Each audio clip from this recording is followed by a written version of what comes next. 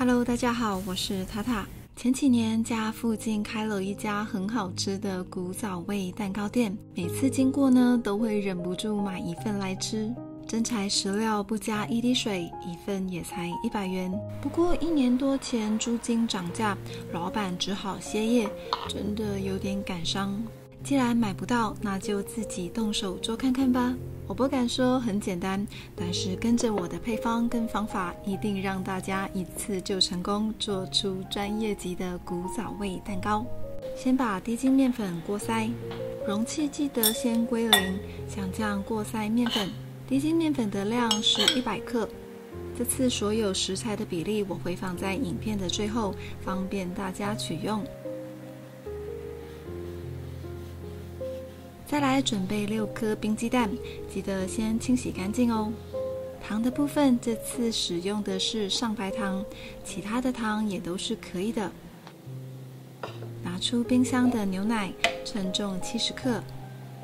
大概等到要制作的时候，牛奶就差不多退冰了。先放到一旁备用。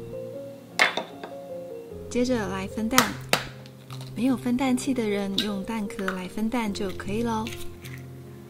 使用冰鸡蛋来分蛋会比较好分，如果是常温蛋的话，蛋黄回到室温会比较容易破裂，可以先分好后，让蛋黄慢慢的回到室温就可以了。接着呢，像这样每一颗都小心的慢慢分蛋，避免蛋白里面沾到蛋黄。如果你的蛋白里面有蛋黄，打发蛋白的时候可能会失败哦。我建议这时候可以把蛋白先放到冰箱冷藏一下，这时候煮1锅水，水温大概75到80度左右。我今天要采用水浴法来烤蛋糕，先把装水的烤盘放进烤箱，接着呢，把热水倒入烤盘内，大概加到2公分高左右的位置。现在把烤箱先预热到150度。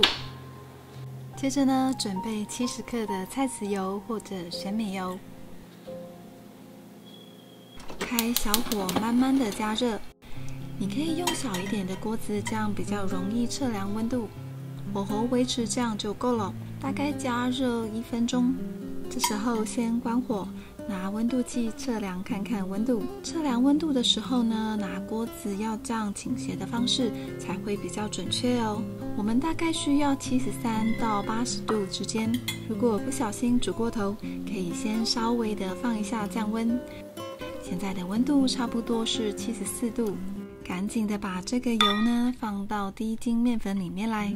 这个做法就是所谓的烫面法，可以让面粉吸收更多的水分，做出来的蛋糕非常的柔软哦。我们轻轻的搅拌到滑顺的状态，这个稠度看起来会像是蜂蜜一样，这样就对了。如果油温太高，面糊就会结块哦。这时候加入常温的牛奶，牛奶的量跟油的量一样，过多过少都不好。先轻轻的搅拌均匀。这时候你会发现面糊变成这样疙瘩的样子，这是正常的。如果你的面糊很稀，那就证明你的油温不够。现在把蛋黄一颗一颗的加进来，轻轻的搅拌均匀。其实我后来发现，一次性全部的把蛋黄加进来，并不会有太大的影响。加入蛋黄跟牛奶的顺序不能颠倒，不然面糊很容易就结块，造成失败哦。面糊最后的状态会是这样，带有粘稠感又很滑顺的样子。用打蛋器勾起来，面糊的状态会像是这样的感觉。打发蛋白的时候，你可以简单的使用2小撮的盐巴来帮助打发，或者是添加柠檬汁来帮助打发，2种都可以。这次呢，我多加了10克的玉米粉来稳定打发蛋白的状态，不想加的话也是可以省略的。我这次使用的是柠檬汁，为了避免蛋白里面的水分过多，所以使用柠檬汁的话，请务必要添加玉米粉来吸收蛋白里面多余的水分。挤好的柠檬汁建议把里面的纤维过滤掉，留下柠檬汁来使用。我把刚刚的蛋白呢换到钢盆里面来，这样会比较好打发。在打发蛋白之前呢，就可以把柠檬汁放进来。现现在把打蛋器调整为低速，慢慢的打到出泡，用绕圈圈的方式来打会比较均匀一点。打到这个状态呢，都起粗粗大大的泡泡为止，这时候就可以加入糖了。我们先拨1/3的量进来，接着继续打发蛋白，渐渐的出泡会转为气泡。看到泡泡越来越细的样子，就差不多停了。目前呢，有一些泡泡很细，有一些泡泡是比较大一点点的，这样就可以再放入糖了。这是第2次的加糖，一样1/3的分量。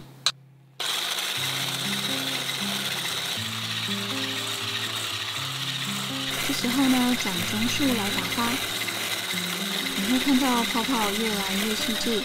现在加入第3次的糖。除了加糖之外呢，这时候也是加玉米粉的时机。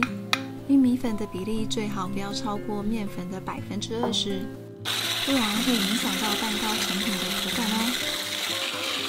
现在高速打发，最后蛋白会开始出现水波纹，这个状态还不够，继续再打发一下。最后要转低速打，减少大气泡的产生。像这样就是湿性发泡的状态，大概再打发几下，蛋白的状态会再挺一点，像这样子就是我们要的。蛋白更凝固，尖锥会呈现这样的弯钩。把你的打蛋器倒过来，尖锥会呈现这样一个弯角，不会滴落下来。如果打发到干性发泡的话呢，会不太适合今天的古早味蛋糕哦。现在用刮刀拌一下，取用1/3的分量放到蛋黄糊里面，用手动的打蛋器轻轻的搅拌，搅拌的方式就像是在写 Z 一样。最后把打蛋器举起来，重复这样的动作，直到均匀为止。动作记得一定要轻要慢，不要太粗鲁。现在把这个蛋黄糊倒到蛋白的钢盆里面，你可以看到蛋黄糊是很滑顺有光泽的样子。现在轻轻的用打蛋器把面糊跟蛋白搅拌均匀，左手把钢盆转一下，同时右手轻轻的把面糊刮起来，直到稍微的搅拌均匀为止，千万不要搅拌过度哦。最后呢，再用刮刀把钢盆边边底部刮起来，确认底部都有搅拌到。这部分搅拌均匀就好，也不要过度搅拌了。最后蛋黄糊跟蛋白混合均匀就可以停止了。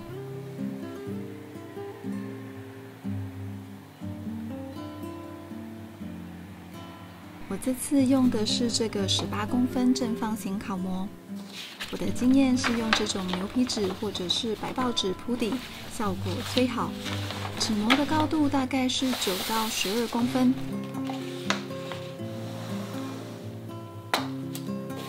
把面糊举高20公分高左右，顺顺的往下倒，这样就可以挤破大气泡。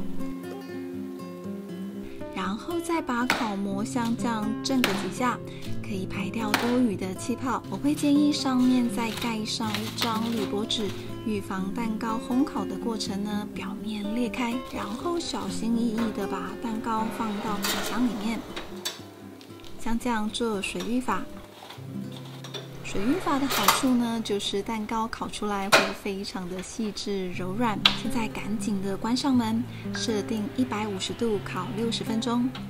等烤30分钟后呢，转140度来烤。最后10分钟的时候，把上面这张铝箔纸拿掉，用160度来烤。每台烤箱的状况都不同，影片的时间只是参考，大家还是要了解自己烤箱的脾气来做调整哦。还有烤蛋糕不可以开启旋风功能，否则会失败哦。这个就是失败的样子。现在把烤熟的蛋糕取出来，重重的摔2-3下，让多余的热气排出去。这时候蛋糕的表面没有上色的很好，没有关系。先把纸板拿下来，然后把蛋糕脱模，接着把边边多余的纸张剪掉，再把纸膜折下来，这样等一下烤的时候上色会比较均匀。现在把蛋糕放回到烤箱，用160度烤10到12分钟，直到烤出你喜欢的颜色为止。因为我的烤箱比较大，所以移到上层来烤上色。我不喜欢把表面烤得太厚，这个颜色是我比较喜欢的口感。现在把蛋糕脱模，非常湿润又绵密的古早味蛋糕就完成啦！如果担心蛋糕没切好，可以剪一张纸测量一下大小再切，这样切出来的分量就会比较平均了。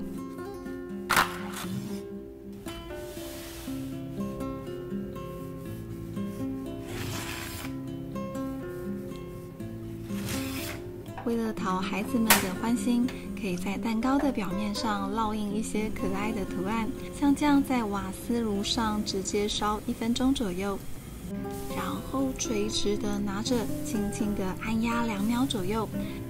可爱又可口的蛋糕看起来就更让人喜欢了。除了 Hello Kitty 之外，还可以盖布丁狗，甚至任何喜欢的图案。盖印章的时候超疗愈的。这个哆啦 A 梦也超可爱的。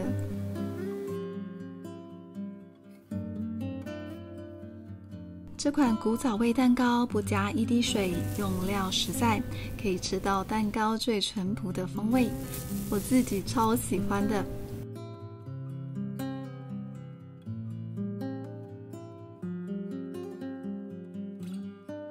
好啦，等了这么久，试吃时间终于来了。光看这个蛋糕的组织就知道非常的绵密，虽然没有加起司，但是却有一种起司蛋糕的错觉，真的好吃到停不下来。好啦，今天的分享就到这里，喜欢我的影片记得帮我点赞跟订阅，还要开启小铃铛哦。影片的最后会有食材的比例跟烤模的剪裁教学哦。如果没有吃完的蛋糕，可以在蛋糕下面铺上一张新的纸，然后放到保鲜袋里面封好，放到冷藏保存，冰冰凉凉的更好吃哦。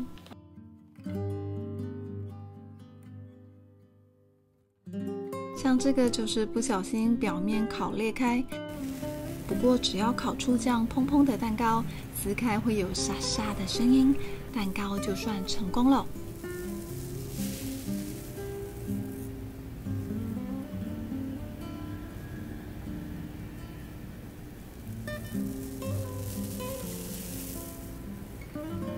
我这次用的是这个18公分正方形烤模，我的经验是用这种牛皮纸或者是白报纸来铺底，效果最好。纸模的高度呢，大概是9到12公分。我这个是可以拆底的，建议购买固定底会比较方便。把烤模的底放置在纸张的中央，然后各边都预留分量。先把底部的17公分正方形画出来，接着画线的地方向外，这样折起来，这样就不会吃到铅笔的石墨了。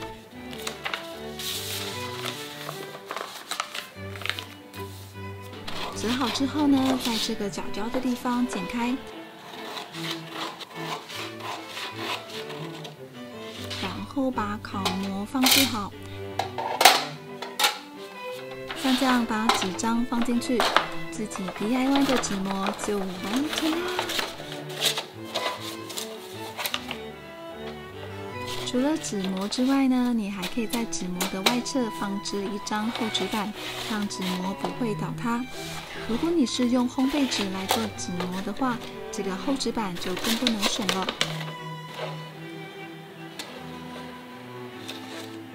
接接下来呢，我们来解决烤模会渗水进去的问题。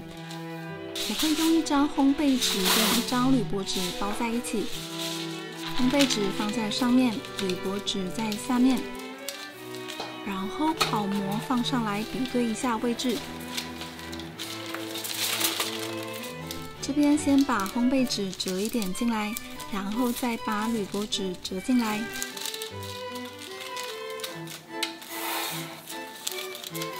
每一个边边都是这样做。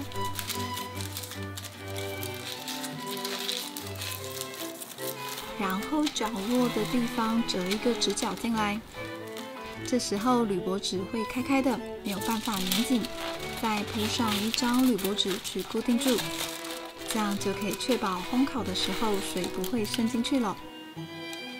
因为我进水太多次，为了防止万一，我多加了一张纸卡在底部，这样即便是进水也不会发生灾难。